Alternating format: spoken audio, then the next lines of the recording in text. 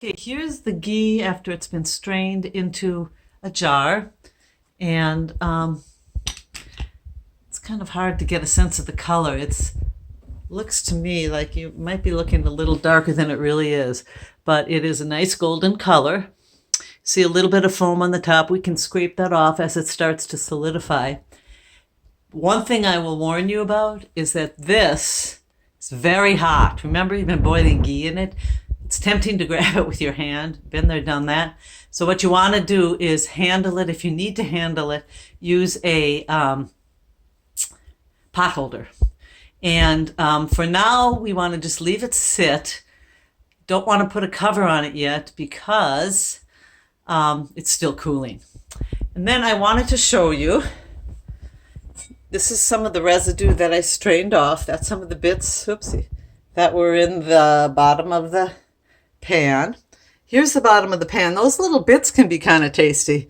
It's a good thing we strained when we did. Any further, it would have been, it would have burned. So we picked a perfect time to take it out because they're brown, but they're not black. And here is the residue that we skimmed. The residue that we skimmed and even the bits can be used on things like toast to flavor vegetables. So don't throw them out. You can use them in other applications.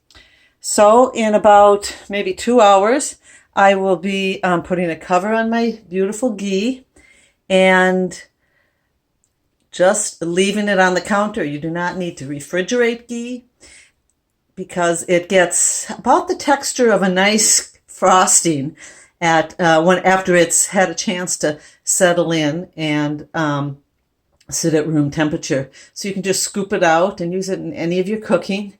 And if you want to, you can use it on toast. It doesn't have to be used only in Indian cooking. You can also use it in just any kind of cooking as a substitute for butter. So enjoy your ghee and have a great weekend.